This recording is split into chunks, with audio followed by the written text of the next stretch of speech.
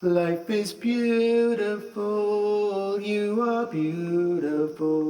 Life is beautiful, we are beautiful too. Hi, everyone. Welcome back to the Daniel Carcillo journey. Lucky enough to be joined here tonight by Brock McGillis, an LGBTQ activist, a former hockey player, and all around good guy for everything that he's doing in the way of trying to advocate for change in hockey culture, as well as everything that he's doing in the mental health community. I really respect and everything that you do, Brock. And why don't you introduce yourself to everybody?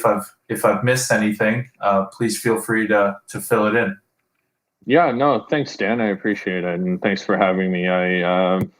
I appreciate what you do. I really appreciate how outspoken you are and how passionate you are to create shifts in culture and sport culture and hockey culture specifically. Yeah, I'm Brock McGillis. I came out in 2016.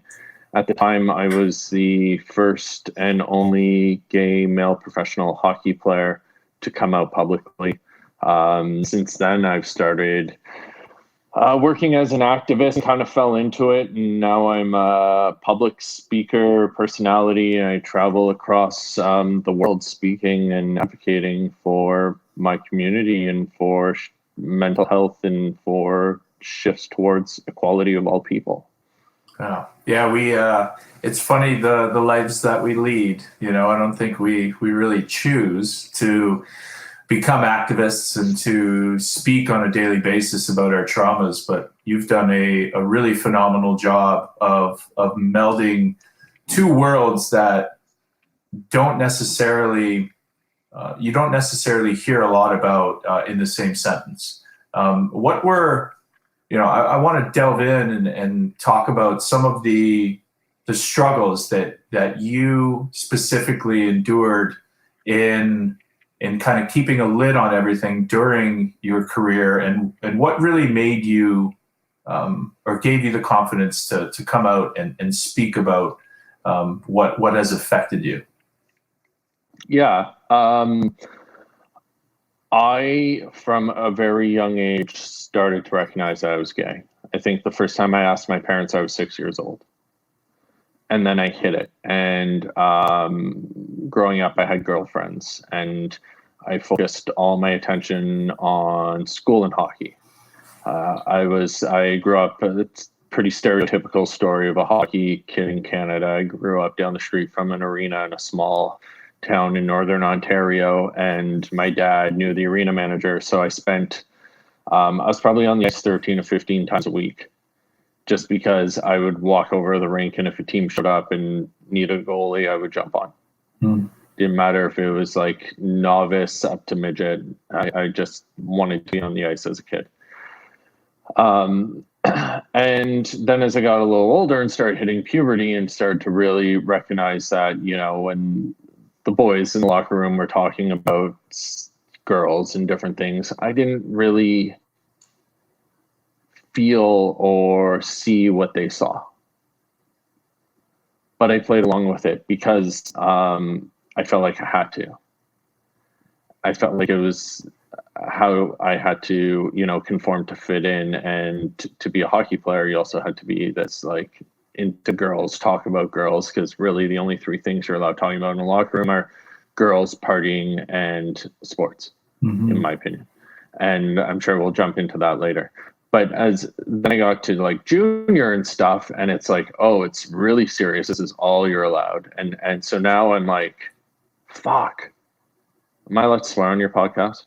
That's fucking right, you are. Yeah, it's all good. Okay, good. And I was like, fuck, like, what am I gonna do?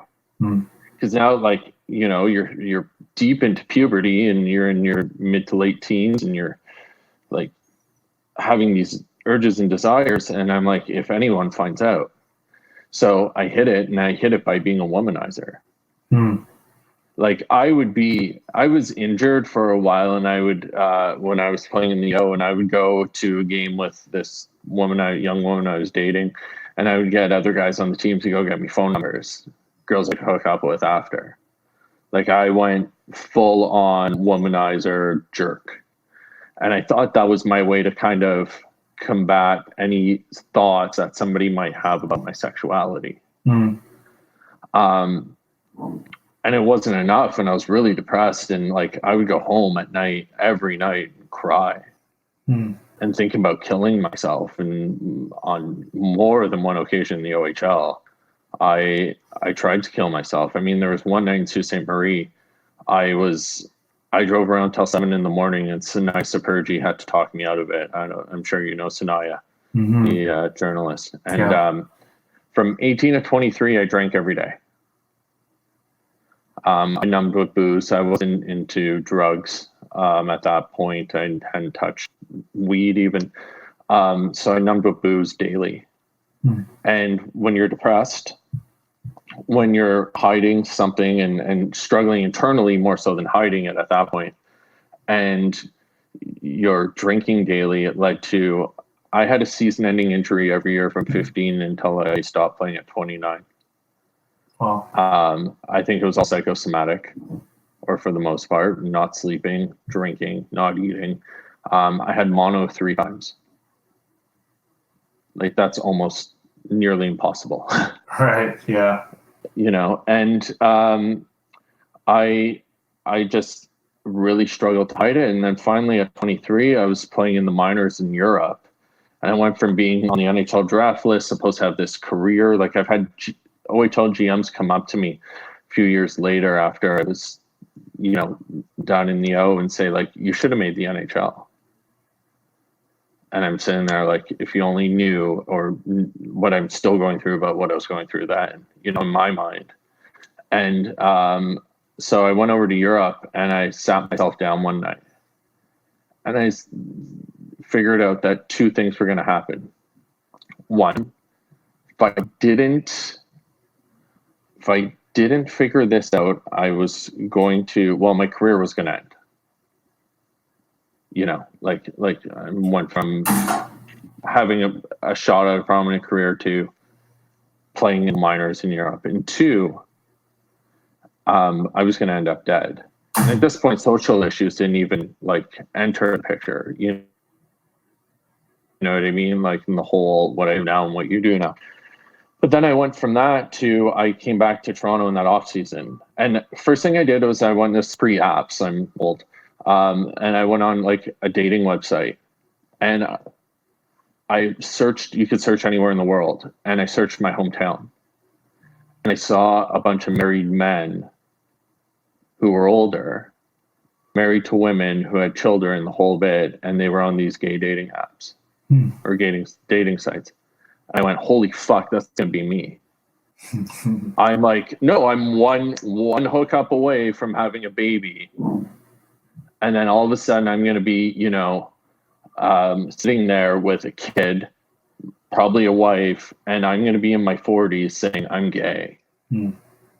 So I came back and I said, and I was at a point in my life where, you know, I didn't grow up and they grew up, or I didn't have their experiences. To me, I was fortunate enough to be able to go and figure myself out without jeopardizing anyone else's lives.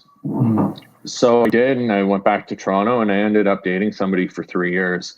And that actually got worse, because now I was hiding. It wasn't suppressing my sexuality. It was recognizing I am gay, hiding it, and now hiding another person. So for him, we had an alias. So his friends in Toronto, like his gay friends, wouldn't find me during when Facebook was at its peak, wouldn't find me on Facebook and figure out that I was playing professional hockey and I was, you know, gay. And then I didn't want to get outed, and then jeopardized, as the reality was too, is that I feared hockey because I had all this stuff and I was trying to take the long road to have a true pro career, that if anyone found out, you know, I would be out the door. You're done. Yeah. Oh yeah. And you know, they wouldn't have given me a shot. They wouldn't have given me a sniff. I wouldn't have even gotten a tryout in like the you know, what's that league below the coast? Like I no, it's true. I would have been. You'd be buried. Done. Yeah. Yeah. Oh yeah. I would have been out of the game completely. So I hit it, and then finally I just had enough. I'd moved to Montreal. I took a step back from pro hockey. I lost a relationship over it, moved to Montreal to go to school and play university hockey just in case I got my shit together and decided to go back pro. And when I was there one night, I watched an interview with Brendan Burke where he came out on TSN, and we hit it off. We became friends. I reached out to him, and I think it was great for him. He had somebody who kind of understood the duality he was dealing with. And for me, I finally had somebody I could talk to about being gay, hockey, my breakup, all these different things, because that was a 3-year relationship that nobody knew about. And then one day he sent me a text and it said, "I can't wait for the day that you're out to your family like I am to mine." That was going to be my next question, is how you came out to your family, if anybody out there is listening to this. Yeah. So Brendan sent me that text message and I ignored it. I didn't know what to say. I didn't know, I couldn't fathom the idea of coming out to my family, not because they weren't supportive or inclusive. I knew they would be. They told me at 6 years old. But they were so involved in hockey. My dad coached AAA and junior hockey for 30 plus years, scouted in the OHL. My brother was a first round pick in the O, played pro. I was worried that they would become more in tune or pick up on the language used in the locker room. And you know what that language is like. It's rough. Yeah, it's really, really negative. It's really demeaning towards minorities, to be honest. All minorities. All minorities, yeah. And it's a cool thing to do, for sure. And I mean, from what it sounds like, it's like that fear of reprisal that you had with coming out while you were in your career. You had that same fear, but not for you this time, but for your father and your brother, right? I feared that there might be repercussions against them, but more than anything, I feared that they would stand up to it. Yeah. Because they're no bullshit. You know what I mean? And in the process, they would out me. Okay. And in standing up to it, and then they would jeopardize any shot I had. So I thought, how do I do this? But after Brendan sent me that text, I ignored it. And 2 days later, he passed away in a car accident. Wow. I didn't know that. Yeah. And those ended up being the last words he ever said to me. So I sat my brother down. My brother was playing pro at the time. And I said, "Corey, I'm gay." He said, "Yeah, so." Yeah. No, really. It was that quick. And and then I sat my parents down and I told everyone in my life, Dan, except for anyone involved in hockey. Yeah. At that point. Everyone that mattered to you. Yeah, but I had some of my best friends were from hockey. Right. And I didn't tell them. I told people I knew less than hockey people because I worried about how they would treat me after. The judgments. I really did. Yeah, just and it wasn't even that they're bad people. They're my friends. I wouldn't associate with bad people. But it was such commonly used language and still is. Yeah. That I feared that I didn't know where they stood on these things. Yeah. Because that boys will be boys mentality there. And even right now, and I'm sure we're going to get into this, but the stuff with press and people are going, well, people would be super supportive if you did come in the locker room. And people were later when I came out publicly. But at that point, how was I supposed to know? Right. All their actions told me something else. No doubt. So even after I retired, I moved back to Sudbury and I was working with athletes. And I was working with 100 players daily, doing off-ice training, on-ice skill development. And one day I got a call from a hockey mom, and she said, "Brock, I want to set you up on a date." And I said, "Oh, fuck. What's her name?" And she said, "Steve." I said, "What?" And she said, "Brock, you're gay." And I was taken aback, right? And I said, how do you know this? Who told you? And she goes, "Oh, her son was 15 at the time. She goes, my son told me. She's like, he's known for years. All the boys know. In tune. And I came to find out that 100 hockey players, cocky hockey players who use racist, sexist, homophobic language in Northern Ontario knew I was gay and choose to work with me. Like, that's pretty cool. It's great. And I thought about telling them that instead I decided to observe their behaviors. And I know this is a long-winded way to answer your question about how I came out, but it's great, buddy. Take all the time you need, man. So I decided to observe them and do a little sociology experiment. And I wanted to see how they acted around me. And I started to notice that anytime they'd say something homophobic, they would freeze up and apologize. And I'd smile and nod and be like, it's okay. And I thought, well, cool. Maybe I'm creating a shift here. Hockey's incredibly insular, and I have this little bubble within that insular bubble that is hockey. It just blows my mind that you're like doing this in Sudbury, Ontario, of all places. Like, that is the ultimate like coal mining tough boy. Sudbury Saturday night, boys are going to get stinko while the girls are going to bingo. You know what I mean? Like, it's as blue collar as it gets. No doubt. And I'm up there dealing with, wonderful blue collar people. And I started, to notice that anytime they'd say something homophobic around me, they would apologize. And I'd smile and nod, and I'd just let it go. I didn't say a word about my sexuality. And I thought, cool, this shift's happening. And then I thought, wait, what if they're just nice to me because they like me? I'm one of the boys to them. And then they go to school or go on the ice or in the locker room and call people fags. And how do I know, right? One day I wasn't there, and I had a sprint coach working with a bunch of my athletes. He had them on a track, and at the end of a 2-hour workout, he told them they had 10 more 200-meter sprints or something stupid. And a younger player who comes from a super progressive family, parents are dear friends of mine, give me a hug every time they see me. Dad tells me he supports me in this journey I'm on. This kid's 15, looks at the sprint coach and goes, "This is so gay, I can't believe you're making us do this." Older player who's already in the O, I don't know if he had as progressive of, background as the other kid, not quite sure, but he had been in the game longer, conformed to the culture longer. He looked at the younger player and said, "We don't say that here. Give me 50 push-ups." And the younger kid got down and gave him 50 push-ups on the spot. And then that was something my athletes adopted, and then took it a step further.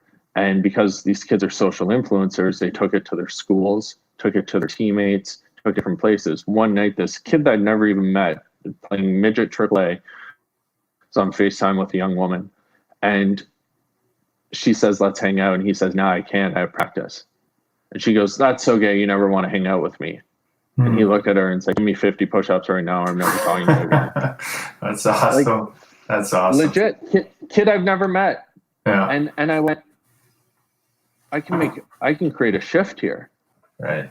So that was kind of the start. And then a couple other things happened. A hockey association in Sudbury blackballed me. They found out I was gay, and because some of my competitors in the training business were outing me.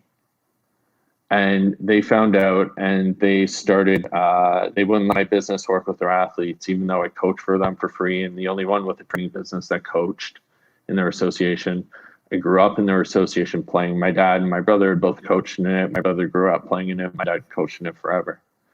So he's at a meeting one night and asked the president, he goes, "Is it because Brock's gay?" Which I knew he would do way back when, right? And the president said, "What? I had no idea." The next day I show up to a rink to coach. I was helping out with this AAA midget team, and I show up to the rink for a practice, and the coach had replaced me. He found somebody else to take my spot and told me. He didn't even have the decency to call me. He made me drive to the arena. And he goes, "Yeah, I don't need your services any longer, thanks." And 2 other coaches kicked me off their staffs.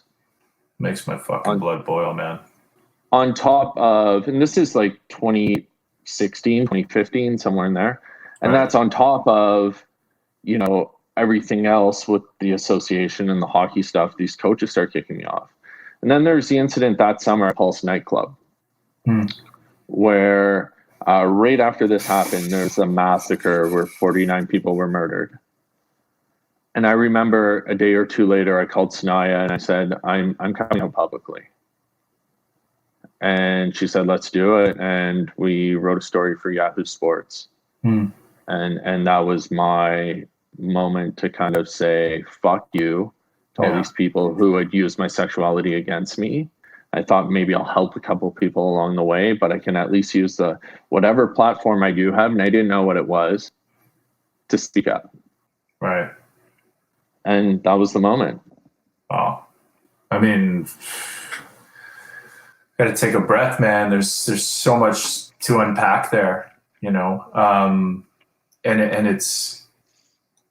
it's really strange because I was all of those things that you mentioned, a womanizer, a bully, an abuser, and I was definitely homophobic, and I would use those words with impunity because the number one thing you didn't want to act like and the number one thing you didn't want to be is somebody who is gay. That perception that it's weak and that you'll get run over it's so prevalent in the end, and not even just in the NHL, just in hockey culture in general. And it's really toxic. And I couldn't imagine. I mean, there had to be kids in that room that were gay. I had to have interacted with somebody that. Oh, for sure. Absolutely. 100%. And I definitely, I most definitely probably hurt them. And if anybody's listening to this and I have, I definitely want to say I'm sorry. And it's funny because it's not done out of hate, because you're so ignorant to the fact of what you're saying, because you don't grasp it because you're in such a small world, and I mean, when you were talking, I remember when I was 25, I went to rehab. I had to ask for help for opiates, and I'd met Brad Gerber, one of my best friends right now, and he'd just come out in rehab, and this was it was the first gay man that I ever interacted with, and that we've been that I knew, and I loved it, and we really hit it off, and it wasn't like, oh, Brad's gay and I'm not. It was just we were friends, we're still best friends, and I can remember going home to King City and telling people that I was friends, and when they would come down for games, they would meet him. And I remember specifically after one game, the guys met Brad, and then we went home and they were all like, what are you doing? What are you doing hanging out with him, hanging out with that, what? And it's it's that mentality that's so prevalent, and I remember just snapping because I was in a different mindset then. And I was like, well, I really truly believe that we can treat everybody the same way. It's just this mentality for whatever reason. Well, I think we know why in hockey, this mentality that if you're different or if you're weak, we're going to lean on you and we're going to break you, and yeah, go ahead. To that point though, and it's really interesting in hockey. I think the way people in hockey players at all levels put each other down. The way white hockey players put each other down is by either feminizing or using homophobic language. Right. Or racist language too. Yeah. Well, towards people of races, but not typically towards white guys. Right. You know what I mean? They're going to do that to people of color for sure. Right. I've seen it and I've been around it. And I've also I've also done it to other people, and it's like an offensive thing. It's an offensive thing to hear because it's something that you think you're so heavily stigmatized by it. You don't want to be, Yes. So like, and that's because it's ingrained in us. Right. From the age of 8 or 9 years old. Like I had a parent come to me recently who's the coach is still coaching. It's been brought to associations. I even told higher levels, and they haven't done a damn thing. This coach of 10-year-olds looks at the kids and goes, "Nice haircut. You look like a fag." So from the age of 10, our influencers in the sport are teaching kids that it's bad. So it's bad or wrong. You're less than a man. So if a man's here, you're less than a man if you're female or if you're gay. Yeah. And that's why we put each other down using those two. And that's why we also, you're less of a person in this sport if you're of color. So that's why they do that as well. They put people down for that. Right. And we've touched upon this, and I think you've touched upon this. That's where the disconnect lies. It's not necessarily with, oh, you just had bad parents, or oh, you're just a bad kid. There's no kids that are born bad. And when that locker room door locks, who has control of it? It's that coach. And it's usually that coach that puts his ideologies onto young children who are so impressionable. Because again, for fear of reprisal, we won't speak up, and we'll do everything to please that coach. And if that coach is saying it, he's a grown adult, well, then we'll say it. Well, and here's the thing too. So look at that and then go, you're told by the coach, what's said in here stays in here. Mm-hmm. At every level. What's said in the room stays in the room. No doubt. So then you go, well, they're not allowed to tell their parents what you say to them. Why? So the coaches who say that, why? What are you afraid of? What are you doing that you wouldn't want an adult to know? What culture are you harboring? Yeah. Bingo. And then you look at it and go, they probably spend more time during the hockey season with their coach than they do with their parents. And then hockey is very different than any other sport where you move away from home at such a young age. Your coach is your influencer. Yeah. And they hold your dream right here in the palm of their hands. You come out and say anything against them. Who's the first person a scout calls from the NHL when they're calling major junior teams about a player? Coach and assistant coach. Bingo. You in draft years, every scout calls coaches of players. We take their word as if they are all upstanding, and there are some, don't get me wrong, I know some great coaches and people in the game, but we take all of them as if they're good people and they're a strong judge of character without any back checking them. Right. And then if they don't like a kid, what do? They bury them. Yeah. It's so then if you're a minority in sport, you think you're going to speak out about your sexuality or anything else, or talk about your religion or your faith or anything when you know that you're going to get buried. I always bring it back to this point of PK Subban and how hard it was for him to break into the NHL, to actually be successful because of just his outspoken nature. And if you want to talk about his race, you could talk about his race as well. But I think it was more so that he was so loud and he did not fit the typical mold of a hockey player, which is a good little soldier. And you do what you're told and you shut your mouth and you are not a distraction. Because if you're a distraction, it's taking away from what the team needs to do. And all the team needs to do is win. And when you look at that and go, if that player was white, would it have been as amplified? Absolutely not. Like I like the guy, but Drew Doughty's outspoken and a big personality. Nobody seems to care. Ovechkin parties was known. I've heard rumors for years about how much he liked to party and everything else. Nobody cared, and they cared a little more about him because he's European. Right. And you go, there's a guy that, he's loud. He works hard. He donates millions upon millions of dollars to charity. He speaks up on social issues. He's a good citizen. So he's a little flamboyant in his approach. Big deal. But going back to even what you said earlier about how your teammates looked at you when they found out you had a gay friend, I think the demise of, and don't get me wrong, I know this guy's done a lot of boneheaded things since, and I don't condone his actions. But if you look at Sean Avery's career trajectory, Sean Avery was doing the same things in Detroit that he did with the Rangers or anywhere else.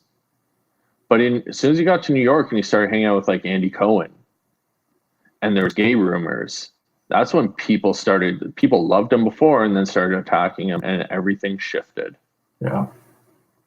And he was presumed to be gay, and they pushed him out. Same antics in Detroit, and the guys loved him in Detroit. Yeah. You know? Yeah. Yeah. It's, I mean, in that light, you know, we're obviously touching upon everything that is difficult to digest with what we've seen and what we've been through. And I mean, one of the main reasons that I reached out to you is obviously I wanted to get the full story on paper, and I want more people to hear your story. And thank you. Yeah, you're doing really, really great things.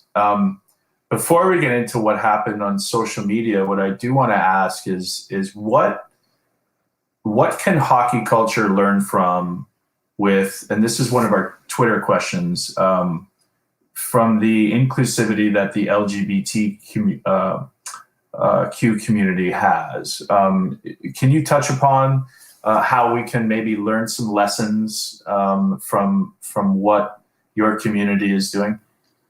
Yeah, I think what we can do from it is take that community, and people come to me all the time that want to be involved in the sport within it.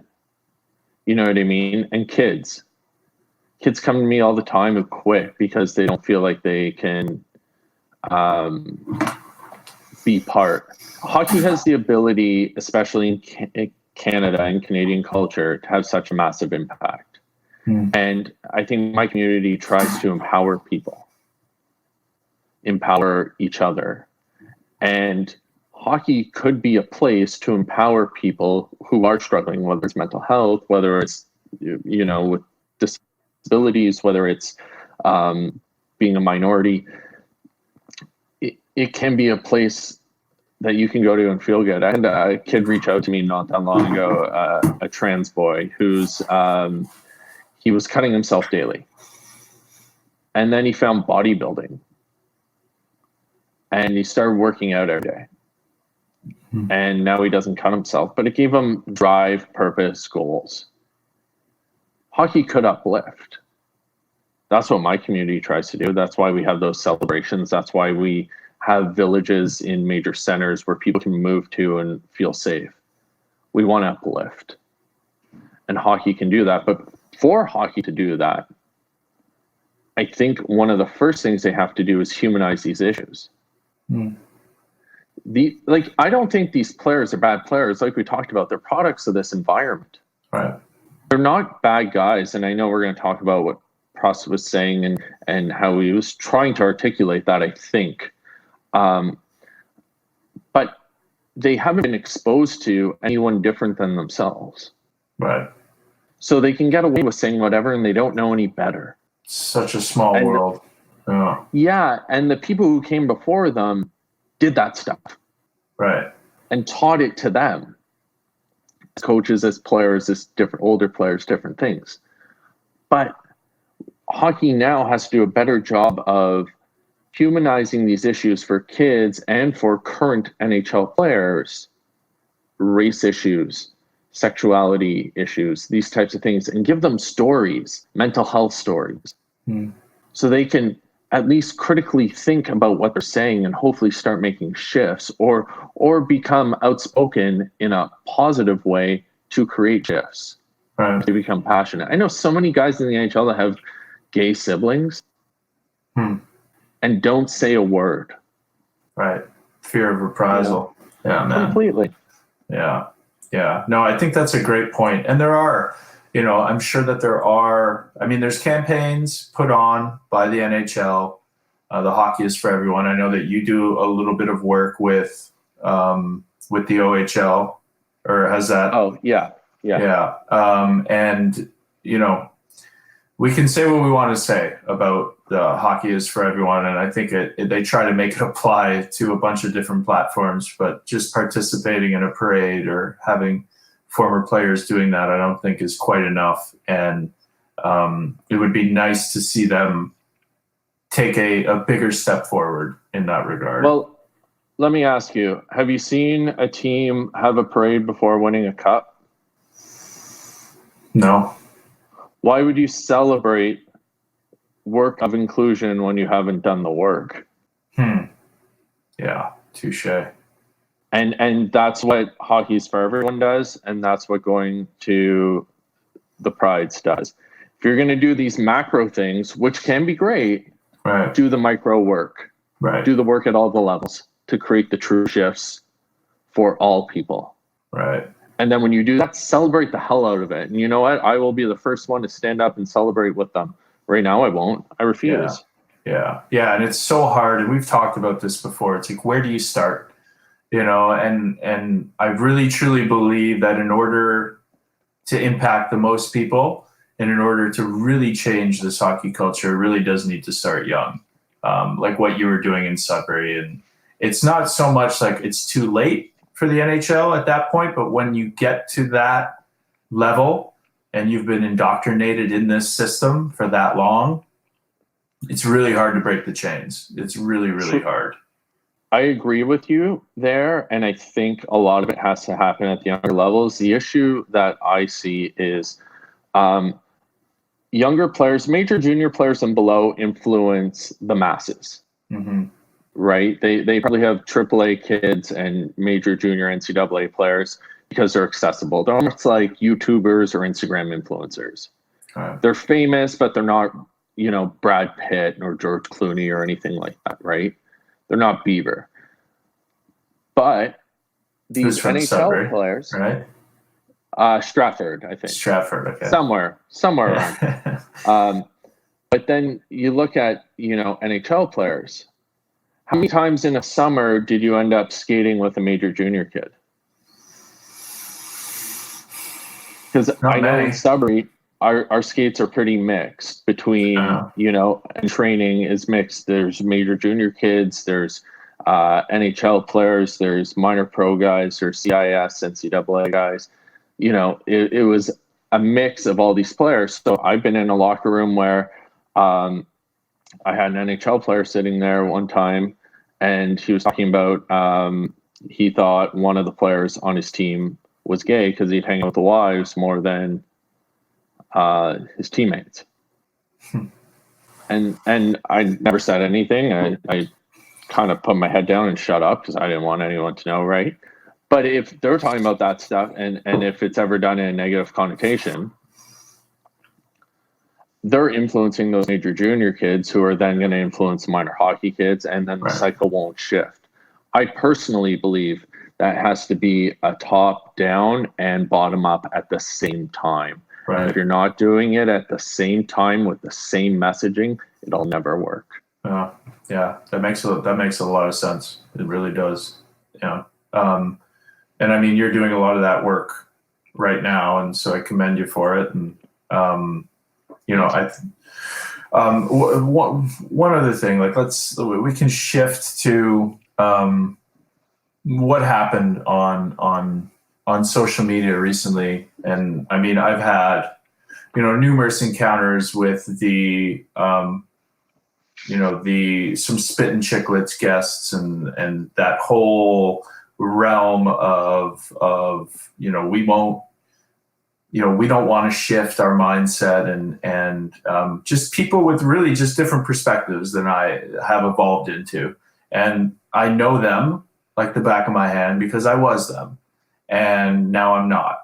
And so like when I see what I saw from Brandon, and when I see what I saw from guys like Dustin Penner couple weeks before, and it worries me. I don't know whether it's the substance abuse issues or whether it's the depression talking, but why don't you, from your perspective, lay out kind of what happened? Because I know it started with a remark about racism and really, trying to stalk somebody. Yeah. Yeah, it didn't start with me, and but I'm tired of. I have, I don't have a huge Twitter. Like, Twitter isn't my main. Like, I'm more of an Instagram guy, and a lot of my following is younger people, so it's predominantly over there, right? Right. And, but it's growing, and I do have a voice, and I think I'd like to say I have some recognition within this hockey world, and it started. Dustin Penner a couple of weeks ago made a remark about the Prime Minister of Canada being gay and also a pedophile, and it's very dangerous because for a very long time within our community, the reason that a lot of the anti-gay rhetoric was that they were all pedophiles. And so to make those remarks when you have 80 or 100,000 followers on a platform is incredibly dangerous. So I'm tired of sitting back and playing nice, hoping that people will let me in the door to create the change I want to change. And I'm going to do it in a polite and courteous, respectful way, but I'm going to speak up. Fucking right. And I did there. And I didn't take any shots at him. And then yesterday or 2 days ago, what's his name? Prost was this woman of color posted how she had tweeted a meme about white people or something, and it was retweeted by Judd Apatow. And then Prost attacked her and called her names like a racist bitch and different things like that. And I understand the generalization. I think that people don't recognize that as white people, we have some unconscious, subtle racism and unconscious biases. And that's set in stone, and people can argue me on it. I've studied diversity and inclusion from Cornell University. It's one of the best schools in the world. Like, I have it, I'm certified in this, so they can come after me all they want. And most of my friends are doctors, like, they have PhDs and study this for a living. Right. So people tweeting at me wanting evidence, I can hand it to them on a platter. But I just went, you're this tough guy, rugged, big jock, fighter hockey player, and you're going to attack this woman, not only on this site, but then you're going to go after her when she blocks you on a different social media platform. Yeah, I saw that. And that's where I tweeted, it's no wonder hockey is known as to be the most racist, sexist, and homophobic of all the sports, male team sports. The culture is the worst. And I tagged him in it.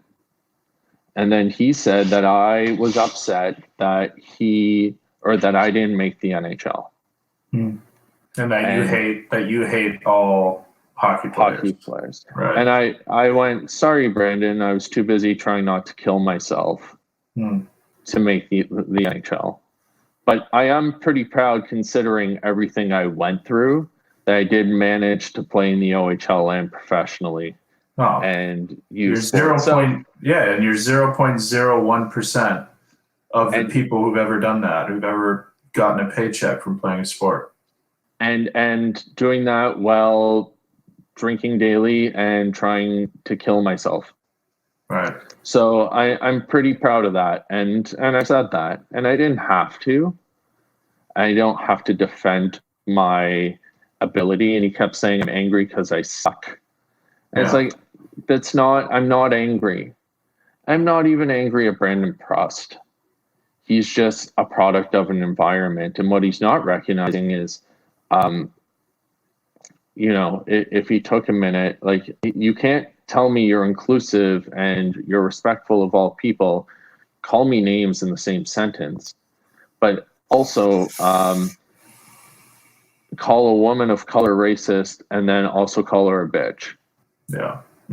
that's you know what I mean? And I just cite a movie saying you've watched it a bunch of times, so it makes you understand the depth of your comments, which it doesn't at all. Like, you've never experienced that struggle. You may have experienced struggle in your life, whatever form that is, but you haven't experienced what that person's gone through, and you're using it against them.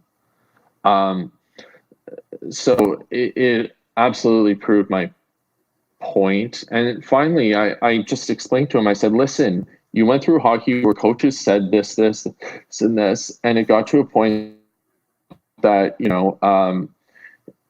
you move away from home. Hockey is very insular. Most sports at young levels are played at schools. Hockey isn't. We're segregated off in arenas, and we're locked in a room with a couple of coaches and 15 to 20 of our peers who all come from predominantly from the same socioeconomic background, same region, same skin color, and presumed to be heterosexual. And you look at that and go, so this is who they are. You can get away with saying anything. And so you become a product of this, and then you move away at 16. All you hang out with is hockey players, right? Because it's all you know, right? You move away from home, you have 20 new friends. Then you go back in the summer to train. Who do you train with? The guys you grew up with. You spend every day of your life almost with those hockey guys. So you're going to go train and hang out with them. And then you keep repeating the cycle until you retire. So all you know is this. Right. So I'm not angry at them. Like, I wasn't angry years ago when I criticized Ryan Getzlaf for calling a referee a cocksucker. I'm not angry at Dustin Penner. I don't even think guys like Biz are bad people. No, they're not bad people. They're just, I think, to your point, like, they're stuck in this system. They're still stuck in this system. They are like the 99.9% of guys who played hockey that turn back to hockey, report on hockey, because ultimately that's all they know, and it's really difficult to reinvent yourself and find out who you are away from a sport. And so you continue with that same type of rhetoric, and really it's not malicious, it really isn't. No. It's just, it's what we know. Yeah, it's total ignorance. It's ignorance is bliss. And even that, like, I don't blame a lot of these guys going straight back to hockey, because where else are they going to?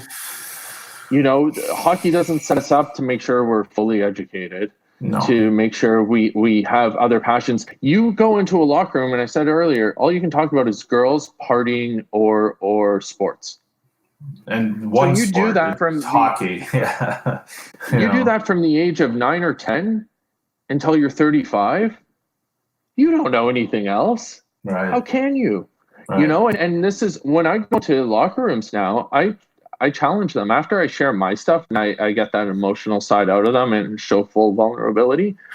I'll say in a major junior locker room, tell me something. And it was a podcast I did with Ben Finelli. And I said, Ben, can you imagine going into a locker room, reading a book for pleasure? You'd get ripped apart. For sure. Right? For sure. And then I thought about Dougie Hamilton. Dougie Hamilton's been traded twice because they say he's not a team guy. That's the rumor I've heard as to why.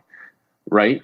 Dougie Hamilton doesn't drink. Dougie Hamilton likes going to museums, and he's interested in art and history and the world and things outside of the sport. So then he gets banished off to, Carolina, where, all the misfits seem to go, and they do things differently, and everyone hates them for it, and I love it. But, so do I.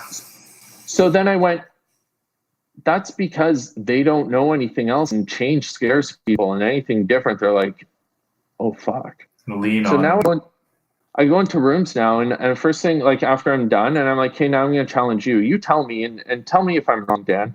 Any locker room you've been into, any team you've been on, do they use an analogy like you're a family or your brothers or something like that, and you're going to battle together or That's something all they along those use. lines? All that bullshit rhetoric. That's all they use. Right? So I'm using it against them now. And I say, okay, if you're a family and that's your brother and you're all brothers, tell me something you wouldn't typically tell a teammate. Because if you're family, you're not going to judge each other.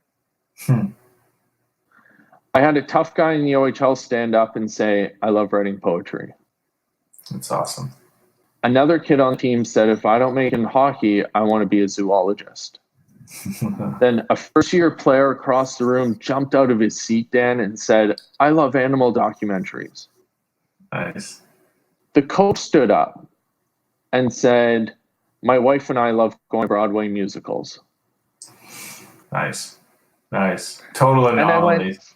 You know? But you know, and then you go, I bet these kids are going to bond on a deeper level. They're actually going to form friendships, and they're going to like hockey more because they're going to recognize that they can be full, well-rounded people. I had one OHL team, the kid I was working with in Sudbury a few years ago.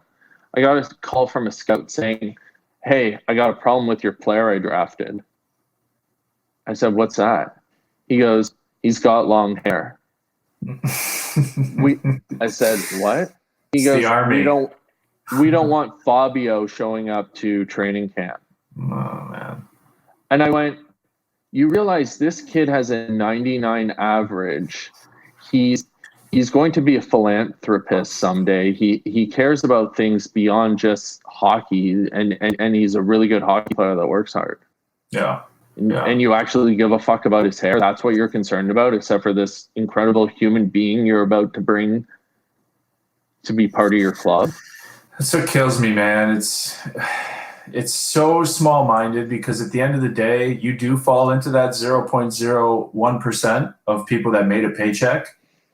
But we are setting so many of these kids up for failure and for hardship. And it's really, really difficult to transition out of that world if you want to transition out of that world and to transition. We both jumped into it. Right. You were in that world after? Oh, yeah. I had to. I mean, that's all I knew for 3 years. It's like, well, what else am I going to do? Number one, I'm broken physically, mentally, emotionally. I'm broken. I'm a shell of myself. I don't even know who I am. And the only thing that I know and what they make you believe is that you are a hockey player. I'm the hockey player named Daniel. I'm not Daniel Carcillo who played hockey. And, the NHL gave me everything. And you start believing that. Meanwhile, you have these amazing gifts inside of us, like both of us have these amazing gifts, have this work ethic, but also these things that we have to change, like this negative self-talk. I had to totally flip that on its head.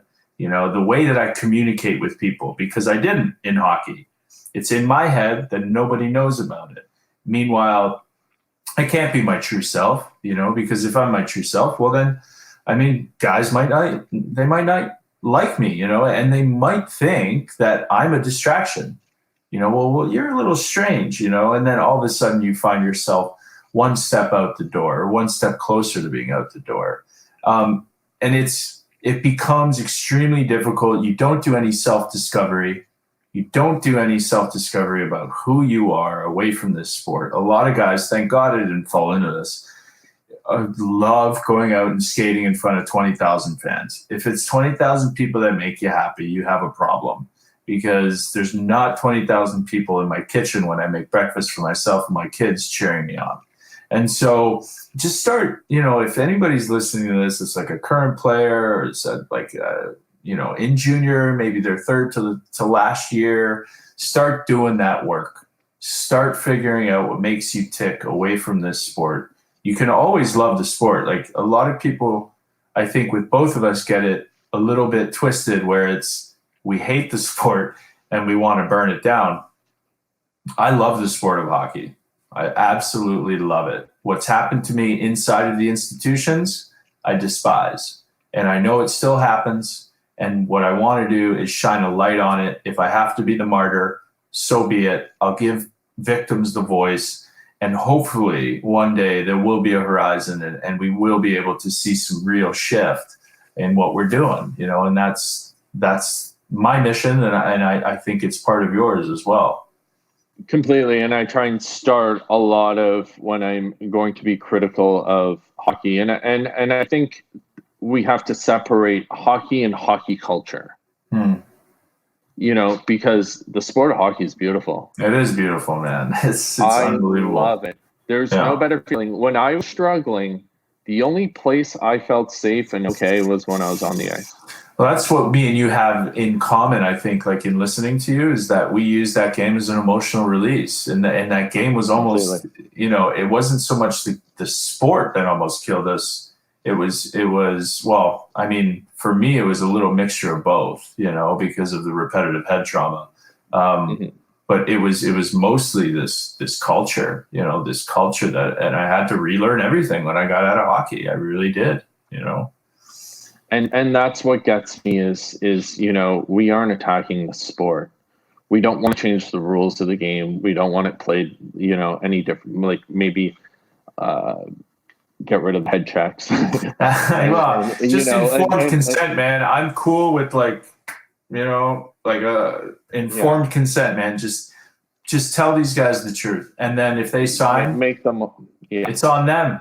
It's on them. Just tell them the truth. They're still not getting the truth. We all know they all will sign. Exactly. That's the funny thing about it, right? It's like these guys have to know that when they get to that point, they're so brainwashed that they will sign it, but you still just inform them, hey, these are some signs to look at, and then identify. Like one of the really interesting things that I'm working on with a couple of CTE pathologists is like identifying this 30% that seem to struggle more in recovery than the other 70%. So maybe we can get to a point where it's like, hey, Dan, you're a little bit more susceptible. You fall into this 30%. Just be aware of it, and then maybe we'll be able to make recommendations. But at the very least, man, parents need to know, current players need to know the risks at the very, very least. And I think that comes, like everything else, it's doing the micro work and being proactive in approaches as opposed to reactive. And I think hockey as a whole, not just the NHL, hockey in general, has had a tendency to always be reactive. Right. And instead of putting things in place to be proactive and do things right, execute things properly, and just get ahead of things before they, come to light. Yeah. And that's sort of been what I've been pushing for, is get proactive with this. You have an opportunity to create, social shifts. And even, going back to how you're saying you identified as, a hockey player, Dan Carcillo.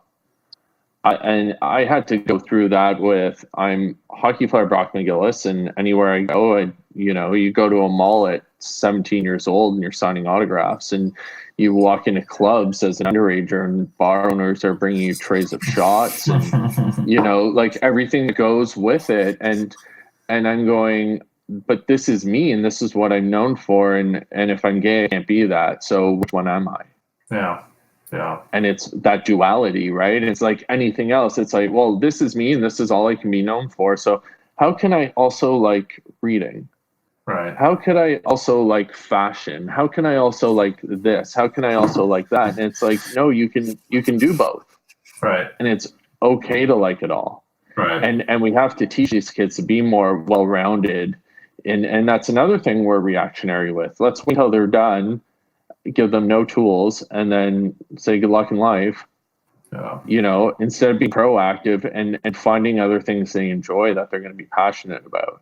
No, I mean, God forbid we did that. God forbid we let human beings be human beings and follow their interests, as well as, come to the rink. And, one of my biggest issues with the way that hockey culture is like when you get to the rink, you're, oh, should I do this? Am I going to get in trouble for it? Or should I do that? It's this fear-based mentality, this fear-based learning process that needs to be blown up. And that, guys like the Sutters, it's brutal, man. And it gets perpetuated because guys like, the Sutters and other people, they win by doing this model.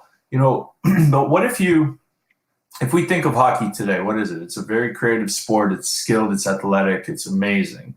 What if we created an environment that harbors happiness, and like you want to get to the rink, you want to be creative. The more Paul Stamets says, the happier you are, the more creative you are. The more creative you are, the happier you are, and the opposite is totally true. It's morose and you're depressed if you're always fearful of making a mistake. It's what do you think needs to happen to be able to harbor that type of environment? And on top of that, I think also studies have been done corporate levels. And if you just take hockey as a business, let's say, there's been so many corporate studies that show that happy employees are far more productive. So if you have a happy hockey player, he's going to be a more productive hockey player. The owners like hearing that, So even if you go bottom line business, because that's really at the NHL level what hockey is. Oh yeah, it's an entertainment business. But to get there, it has to start at a young age, and we have to foster an environment where we encourage mistakes. Right. Where we celebrate people trying things, where, failure isn't a bad thing, where it's good. We also have to going back to what we were talking about, create environments where different issues are humanized for them, that they're not going to be exposed to because they spend 6 nights a week in this arena from the age of 9 or 10 until they stop playing the game. Right. So the sport has to take the onus upon itself to encourage that, and also encourage them to have other, passions and joys, and that should be done at major junior teams. Should all do that. Minor hockey should start doing that. What else do you like? Encourage it. Doesn't mean you have to take time away from here to do that. Right. You can do both. You can do more than one thing. A lawyer who loves practicing law doesn't go home and practice law all night. Yeah. And his weekends or her weekends are spent doing other things. Right. I think one of the biggest misnomers is if we do that and there's no rules and there's no goals and there's no expectations, then how are we going to win? And I got to a point in my career where I used to always have this goal where I wanted to play. I mean, later on in my career, I wanted to play every game, but early on it was 20 goals, 30 goals. If I got to 18 goals or 13 goals, it was a total fucking failure. And so these expectations and desires that I put on myself were, number one, they were unrealistic. And they created these really toxic environments where I would go home and just, go to another space, try to step out of myself because I just felt like a fucking loser for not hitting these expectations, And so I don't think that creating a happy or creative environment is doing away with what you need to do as a hockey player, which is win. I just think that, and what you said earlier about coming together as a team, creating these closer relationships with people and teammates, then inherently you guys are more invested in each other. And then if you add on happy, creative, wanting to be at the rink, inherently you're going to win, and all of the teams that I've won on, and I've been on 4 teams that went to the Stanley Cup Finals, we all loved each other, man. And we all seemed to have a closer relationship than the other 5 years that I played. There was something different. There was something different about it, and it was a connection, And then when you take it from there and go, if you look at it and break it down to even simpler form, if you like your line mate, are you going to be more likely to pass to him? Oh yeah. Do you know what I mean? Like if Sure. you like your line mate and you're not just worried about you scoring the goal. Right. And stick up for him if anything happens, right? Because yeah, God forbid you turn into something that's soft.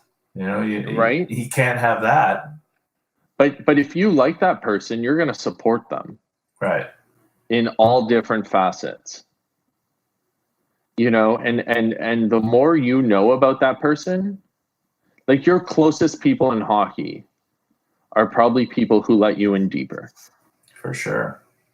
And you were able to have a connection with them that went deeper than we love hockey, we love fans cheering for us, we love winning hockey games. So no, there was a deeper superficial. connection there that led to you having, you know, it went, oh, this isn't hockey anymore, this is a human being that I care about. Right. And we only do it with a few people in the sport. That's it, man. It's like I wouldn't even say a handful, you know. There's no, and that's where I kind of get a little cheesed, where it's like, well, we're a family, we're a community. Really? I mean, how many guys do you still have close relationships with? You know, it's maybe a handful, and I've played with thousands. You know, so and yeah, and even that, like, how many of them actually give a shit about you? When you're on their team, like how many of them actually care beyond, you know, what you can do for them or their own career? Well, and at the end of the day, I think we're all faking it in those rooms. Like we are not meant to put on skates and beat the wheels off each other, and we're just not meant to do that to each other as human beings. You know, I realized that at 25 when I went to rehab, and it really affected me, man. I could not beat people up the same way that I used to the first 5 years. I was too conscious of the damage I was doing to them and myself, you know? And I mean, we've been wrapping up for a while, and this is only episode, you know, only having you on here once is we're going to have you on multiple times. And I want to ask one more question and then give you an opportunity to tell everybody where they could find you. I mean, this question could probably go on for about 20 minutes, but it's from I'll keep Pat. it short. I'll tell you. No, it's all good, man. Express yourself.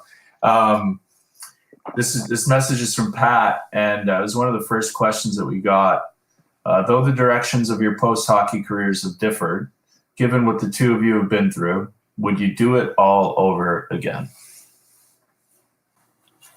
Yes and no. I wish I had come out at 15 years old. I'm very privileged. I come from a upper middle class background where my parents could have afforded to get me the support in terms of therapy and everything else for me, so that I had that, you know, and I had a loving, supportive, inclusive family at home. So I could have been surrounded with the network and the people I needed to thrive and be the best version of me and still play the sport love, which ultimately would have led to me being happier and probably more success in the game and less injuries and less substance abuse and everything else. So would I do it again? Yeah. Would I do it differently? Also, I believe that, you know, I thought I was put on this earth to play hockey. And then when I stopped playing and I started working with athletes and they were seeing, like, I went from, there was like 2-3 kids a year drafted in Sudbury to all of a sudden we're getting 8 to 10 kids I was working with drafted. And I was like, well, maybe I'm really good at this. And that's my, you know, what I'm supposed to be doing. And it isn't. This is what I'm supposed to be doing. Yeah, hockey gave me a platform. Working with those people for those years helped me learn to shift my thoughts, gave me that time to, you know, come out of that world and also engage with youth. And now I'm able to use that platform and everything I've learned throughout this time to create social shifts. And without those negative experiences before, I wouldn't be able to do what I'm doing now. Yeah, man. That's beautiful. It's beautiful, man. And I'm glad you're still here, brother. And I have a lot of the same thoughts about that, and I get this question a ton. Well, give back all your money, and would you do it again? And I would do it all over the exact same way. And none of us get a do-over. And I don't have any regrets. I do have remorse for some of the things I've done, and I've made my amends, and I continue to move forward. And I'm really, really proud of the person that I am sitting here today. And I'm proud of what I've accomplished as far as applying myself to a sport and doing the best that I could every single day.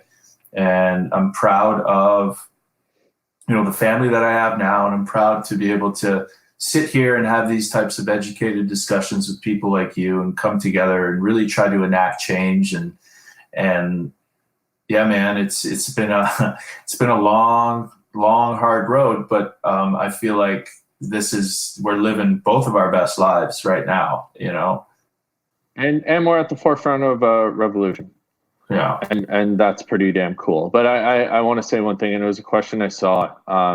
Somebody asked how I felt about like how I was able to, accept your past and form a friendship with you.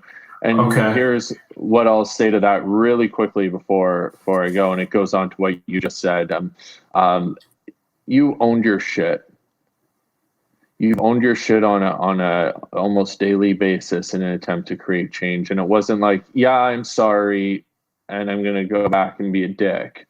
It was, no, I want to create a shift. I want to create a revolution. And in order to do that, I recognize I need to own what I did. I need to ask questions. I need to work to be better and learn more.